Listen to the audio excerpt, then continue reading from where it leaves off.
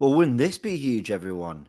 Wouldn't this be huge? The return of Mikel Merino for the PSG clash tomorrow. I mean, I thought we were waiting to at least after the international break, and even then, I thought it might be tight. I'm no physio, I'm no expert on the recovery times of fractured shoulders and stuff.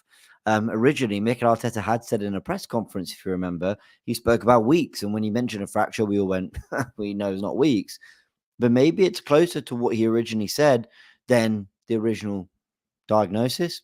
Listen, we're speaking with a little bit of physio lingo that I don't always quite, well, no, I don't necessarily know quite how to always put it. But my point is, Mikel Merino could be back a lot sooner, and it could be as soon as PSG tomorrow. I'm going to tell you where we're getting that information from, and I'm going to tell you how I feel about it. I'm going to tell you what this means for Arsenal going forward. We're going to talk a little bit about the PSG game tomorrow. We've also done a video on Trossard, which I'm not gonna lie, it feels like it's been a touch misunderstood. Well, I'm gonna cover that a little bit, go through some of your comments. We're gonna chat a little bit about just everything in general, I think.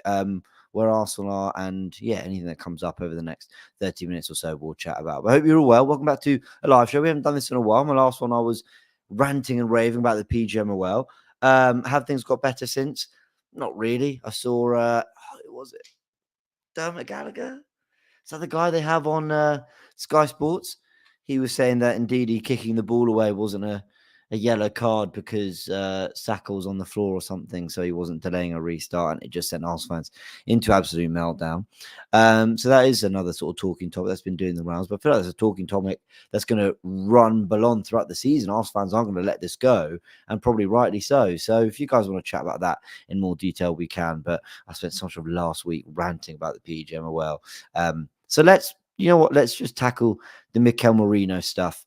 Go into it in some good detail, and anything else you'll want to chat about, we absolutely can on this live show. Let's do it. And the information comes from this man himself, Hand of Ozil. I gave a massive shout out to on my last, not my last live, one of my last lives when we announced Raheem Sterling on deadline day, and Hand of Ozil was at the absolute heart of all the correct information and news on the Arsenal front when it comes to Mikel Merino, Johan Garcia, which of course didn't materialise, but it was absolutely a big target for Arsenal, Ricardo Calafiori and Raheem Sterling. Been spot on when it comes to team news too. And this was his tweet today about this man here, Mikel Merino. Also, how great to see that Calafiori was in fact training. Mikel Arteta putting some of the doubts about a long-term injury around him to bed. Hanna Ozil said that today was not Mikel Merino's first training session. Of course, it's difficult because I think there was some sort of hint from Arteta that he had been training, but what we weren't aware of is what kind of training, what did this mean, how intense was it? I think we knew he'd been sort of kept around the group, which you'd expect. He's a first-team experienced player, but he'd been kept around the group very closely, in particular to ensure that he wasn't missing out on anything crucially off the pitch, even though he might be missing some stuff on the training field. But this was interesting, just to confirm that Mikel Merino has been training. You guys are playing checkers. Arteta is playing chess. What does he mean by this? Let me read it all out, and then we'll actually break down the tweet in more detail. He says, we must sit on certain bits of information to allow the club to move in silence. Siege mentality. Advantage Arsenal over everything else. What's Hand of Ozil? Formerly known as Rice, now just a full stop. What does Hand of Ozil mean here? Well, okay, that's very clear. You guys playing checkers, Arteta's playing chess. I've always felt that there is something cryptic about Mikel Arteta in press conferences. There is something, he is giving less away than ever before, and he's playing the media better than ever before. I think there was a time where Arsenal, I think, were happy to be more open with what got out to the media, or maybe wanted to drive the more positive news, if there was that, to, I don't know, keep the fan base on side in such a way. I don't know. I'm only guessing here. But I feel like Arsenal, when it comes to operating the media, are more looking at the angle that helps the team better, more than ever before. So I think in this situation, Arteta's playing chess.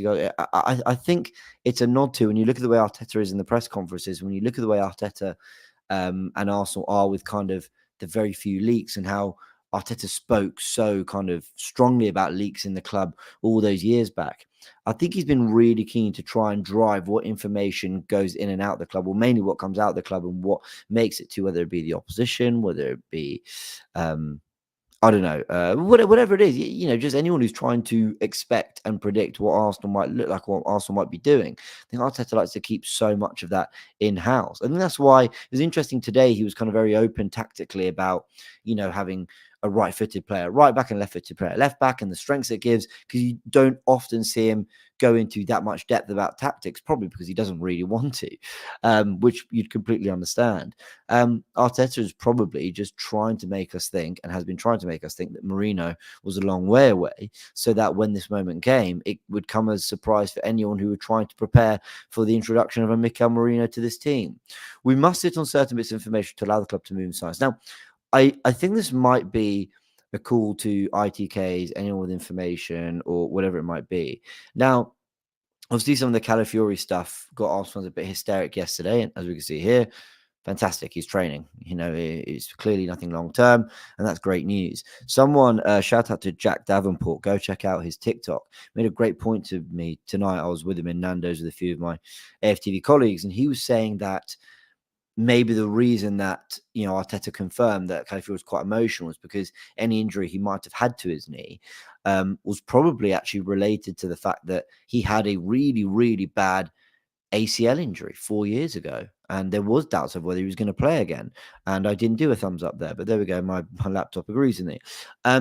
So I wonder whether, as Jack said, that was part of it, right? Maybe it's just that kind of trauma and that sort of fear that he might have done something really serious again that kind of played a part there in why Arteta confirmed he was quite emotional, but glad to see he's back on the pitch, and glad to see it's nothing serious, and hopefully he's fit for PSG. If you watched my video that came out earlier today, I actually predicted that he wouldn't start in the game against PSG, because if there's any slight injury, why not be cautious when you've got someone like Jakub Kiwior who can come in and do a perfectly good job. So anyway, going back to this tweet, we must know certain bits of information. I think this is it brings a really interesting debate, right?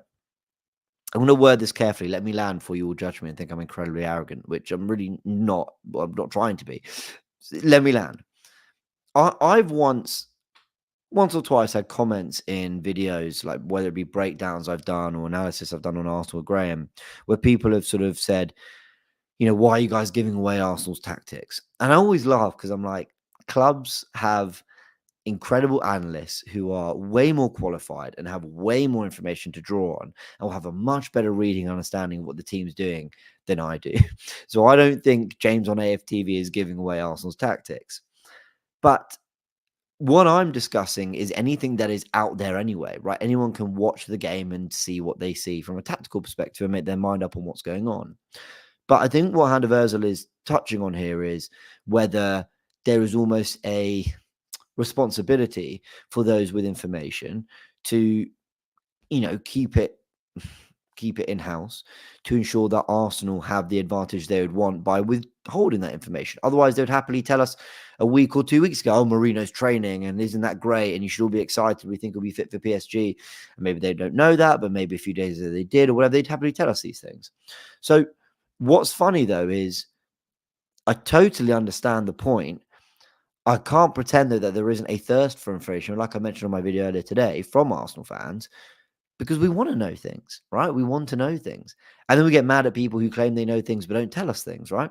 So it's a really difficult line for call them ITKs, people who are in the know, journalists, whatever it be. It's a difficult line to run. I mean, ultimately, I get the point here. This could come as a big surprise for PSG. I don't think he starts.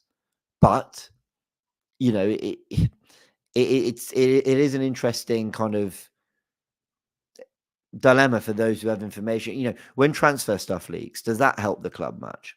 Do you know what I mean? Like, do the club benefit from everyone knowing that they want to do a deal? I don't know if they do, but we've seen examples of really kind of public transfer deals get really good business for Arsenal, and we've seen very quiet ones come out of nowhere that have been beneficial to Arsenal too. So I don't know. Anyway, that was Hannah Virgil's tweet. I mean, I've probably way overanalyzed it, gone into way too much depth and detail into it, but it was just interesting the way he kind of worded everything, and like he's been spot on with so much. And I've always said, from journalists to ITKs, I'll credit people on this channel who've been getting things right, and when they come with information, I will properly source it. I'll give them their credit, and we'll discuss what's being said on the on this channel, what's being said online.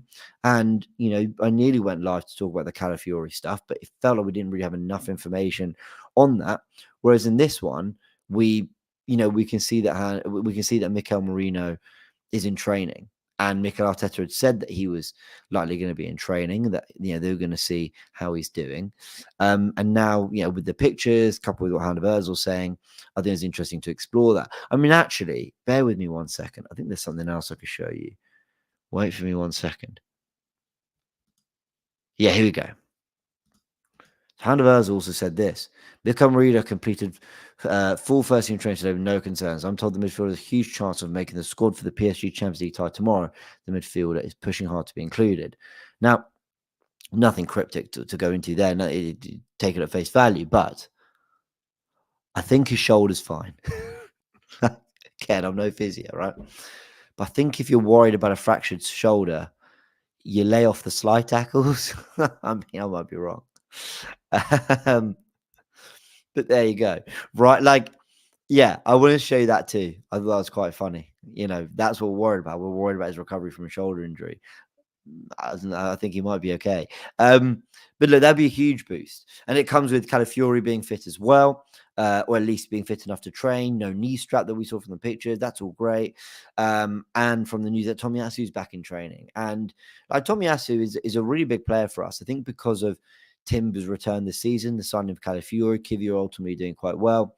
We've really kind of forgotten about what Tomiyasu can bring to this team, and he's going to play a big part in the squad. We're so stacked in defence that Miles Lewis-Skelly looks ready to play, and he might be 10th in line or 9th or 10th in line for a position in that back four. So that's great news too. Ben White didn't train though, so it could be a little bit longer for him. But yeah, just some interesting stuff coming out of that kind of whole Merino conversation. What does make it to the media, what doesn't, what should be revealed, what shouldn't. Look, I can't pretend I don't want information. I do want information. So when it's given to us, I'm happy. But some interesting points brought up there. Let's go through your comments. Let's go through your comments and see what you're all saying. Pablo, I hope you're good, my friend. I hope you are good. Taylor, don't let Turkish see this. Just switched over from the Big Six. Take that as a compliment. Yeah, I actually didn't really. I set up the live and I saw they were live, and I went, "Oh, James, idiot."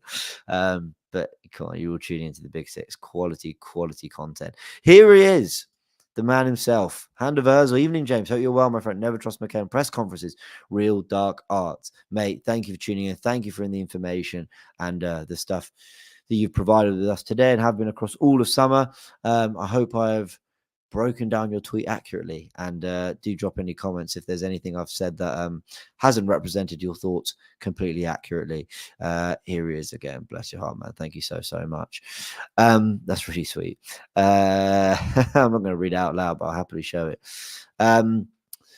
Antonio, maybe not worth risking Merino so soon. Arteta's got a bit of a track record, though, for when a player is fit, they play. Like when they're in the squad, they're there to play. I remember Gabby Jesus' injury after 4 months out, and he was on the bench against Fulham. He came on. Like, he was in the squad and he came on. Jurien Timber on the final day of the season against Everton, he was in the squad and then he came on. Granit Xhaka was out for 2 months after the North London derby. The minute he was fit, back in the squad. Like, Mikel Arteta has a knack for just keeping them away till they're fully fit and then going, "You're fit? You ready to play? All right, you're in the team then now." And I quite like that. It sets a good tone. He's basically saying, I'm not going to kind of tease it by saying, well, if we can give you 10, 15 minutes, I will. You're either here or if you're not, we're going to look after you, right? Hey, DJ064, thank you, man. It's good to be back. Hope you're well. What else have we got?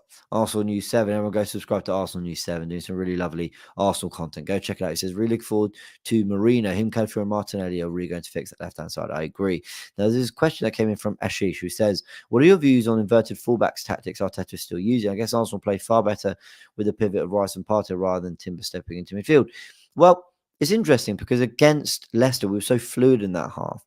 I think the football Arsenal played in that half is going to be so underrated and not looked back on as one of our better performances. A bit like the 2-1 Wolves win last season. We peppered Wolves last season at home, 2-1, and it should have been 6-0. And because of the end results, teams don't look back on those games like they look back at the Sheffield United 6-0, the West Ham 6-0, the Newcastle 4-0, whatever it might be. And we were terrific in those other games that maybe had tighter score lines or needed a later goal or maybe had some anxious moments.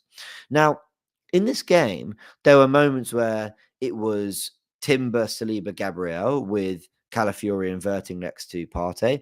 There were moments where Partey went in between the centre backs with Saliba and Gabriel splitting so that sorry. No, let me say that again. Partey was Partey has dropped between the centre backs this season. We've seen that. There were moments where Partey was moving to right of the back three.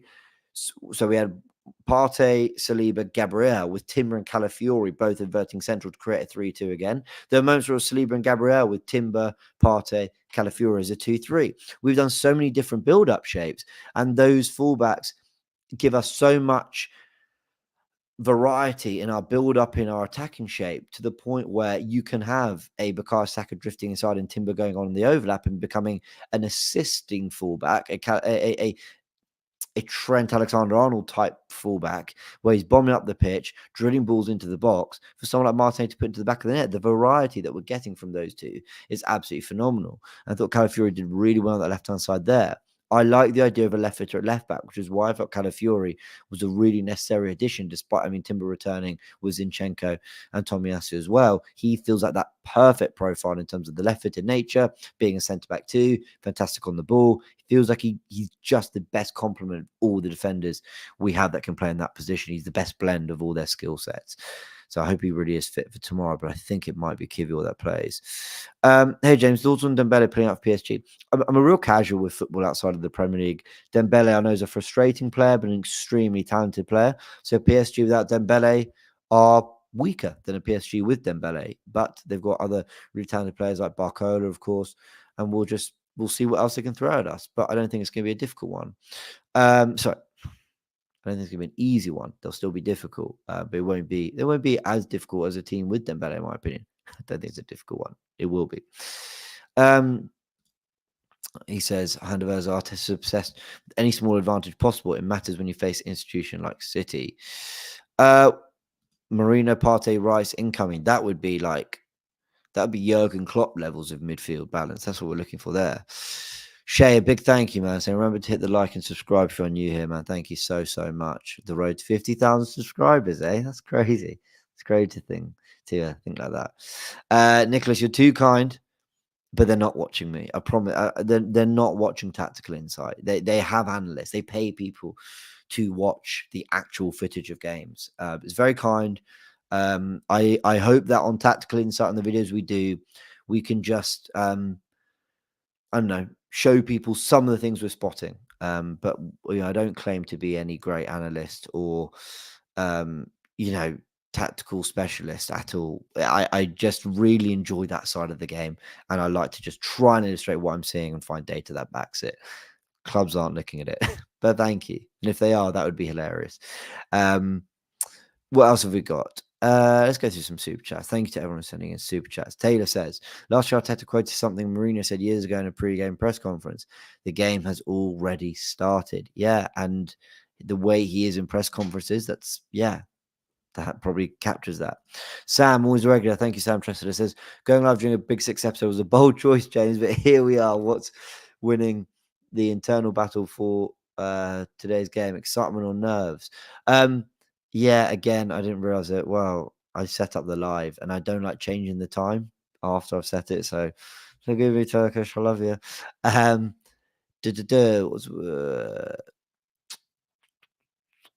excited. I'm not nervous. I'm not nervous tomorrow. The new system The new Champions League system makes it difficult for me to be nervous because there's still plenty of time to address anything that might go wrong. But having said that, I think there is some pressure to get the win tomorrow, and I discussed that in the video that came out today. Rob says, have you been surprised by Partey's number of minutes played / available this season? If he continues like this, would a rolling year-on-year contract be on the cards? I mean, maybe. The thing I'd say, Bob, good night. The thing I'd say about Partey, right? I'm getting a lot of heat in the comments of my last video and a few further Arsenals I did. People saying that I've been too harsh on Thomas Partey. People saying that I've sort of been disrespecting him, how well he's played. But after City, I thought Thomas Partey was brilliant after the Man City game, and I made a real effort to kind of talk about that. I made a real effort to talk about how brilliant he's been and all he was in that game. And last season, I really wanted to see Partey with Rice and Erdegaard. I felt that was our best midfield three, not with Havertz in there, not with Vieira, not with Smith Rowe, not with Rice as the six. At the time, it was with Partey in there. Look, someone put a comment, and let me just try and recreate the conversation. Put a comment saying something like, "Is it the fact that Partey? Is it the fact that they ran through our midfield once the only reason you think Partey had a terrible second half against Leicester?" And I said, no, it was he played a blind pass into midfield that was cut out easily. Again, giving the ball away in the second half, that led to the free kick that led to the first goal. Okay, a lot of other things happened, like the foul on Vardy, like the deflected effort. So I think 9 times out of 10 you get away with that, but still, it felt complacent to me, or felt ill-judged. And then there was the sort of blocking of the cross for the second goal. I don't think he is really busting a gut to stop that cross in the way I want to see. But again, that could be a tactical instruction. Sometimes managers say, let the cross go into the box because the defenders can deal with it. So there could be that. And I've just felt a few times that our games have been more basketball-y when we've played with Partey in the team, unless it's been a very clear tactic to sit quite deep. I think he was great against City. I thought he was good against Tottenham. I thought he was really not great against Atalanta. I thought he was great when Rice got sent off against Brighton. I thought he was pretty good against Villa. I don't think he was great against Wolves, if I'm remembering right. Like, he's been up and down. So I feel that Thomas Partey has a part to play in this squad. I feel that Declan Rice is the better number 6, and maybe not as good on the ball as Thomas Partey, but offers a lot more in terms of dynamism and defensive duties and protection to that back four. And I think Merino might be the perfect complement to ensure that we still have some of that build up and class on the ball. I'm not trying to take any opportunity to, criticize Thomas Partey. He is a starting midfielder in our team, and he gets judged like every other player. And at the moment, I feel like he's more inconsistent than some of the others, in my opinion. Am I surprised by the minutes? Sure, a little bit, yeah. I thought Arteta would have trusted Jorginho more. I thought Arteta would have been happy to use Jorginho like maybe at Atalanta. And I would think that Jorginho should be able to play this game against PSG. He's a good enough player.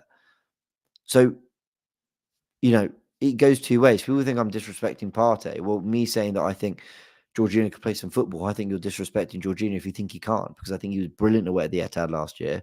I think he was brilliant in the Liverpool games this season, both at home, and he's played in lots of big games and looked good. So I would be trusting Jorginho more than most people are. It's nothing to do with the fact he's Italian. I didn't want to sign him, despite the fact he's Italian, but he's proven us wrong, guys. Long answer, but I hope I've explained myself. Josh just arriving in. No, it's very possible. It's very, very possible that, according to Universal, Mikel Merino has a huge chance of making the squad for tomorrow's game. This could be big. And as this is the midfield I'm excited to see, Merino, Rice, Erdegaard. I think that's the best balanced midfield. And I think Waneri, Trossard, Partey, Jorginho, Havertz if really needed. That's 5 other players that can play in midfield and help us out there if needed. So I think you're okay.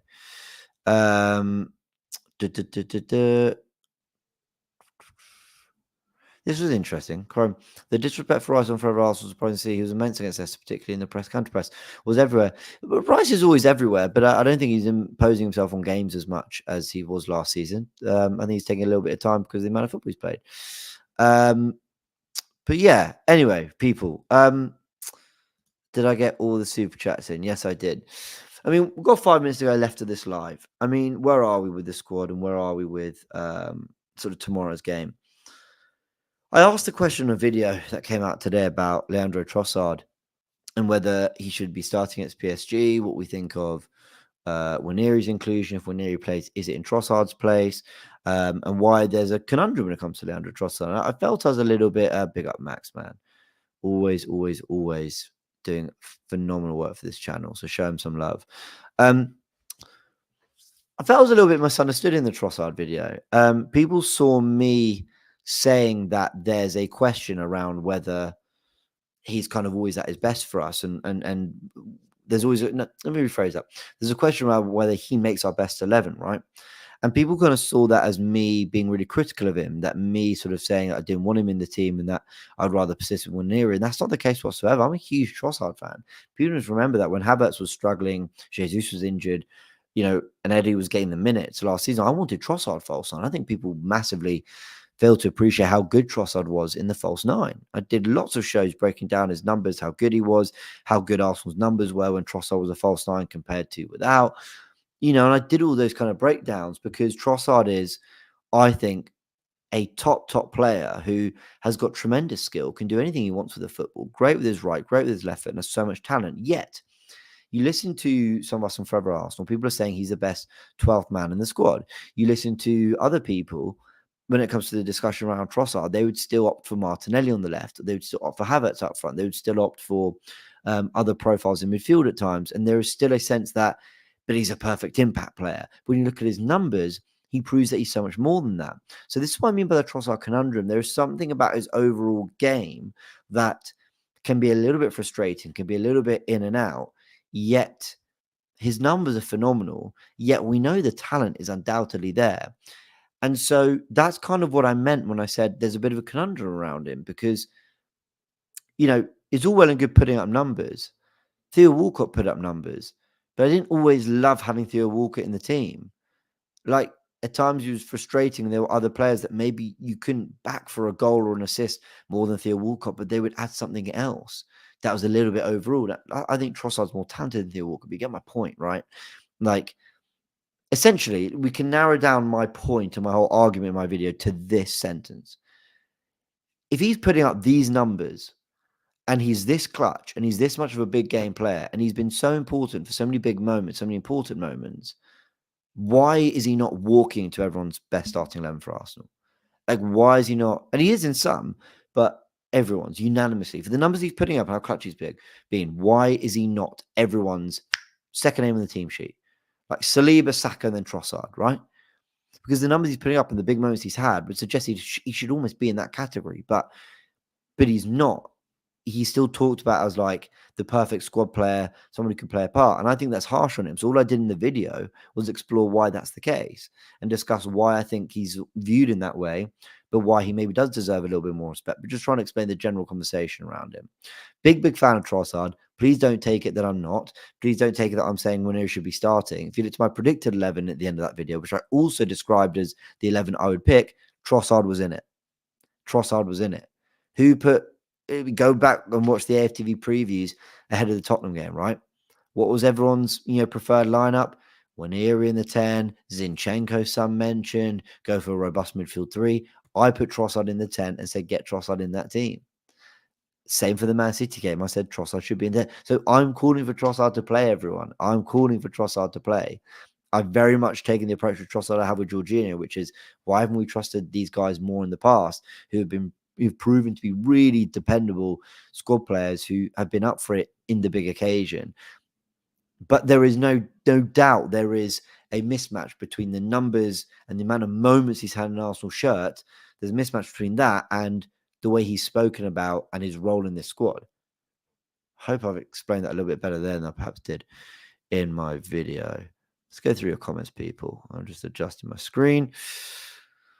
If it's not broken, do not fix it. Yeah, I agree.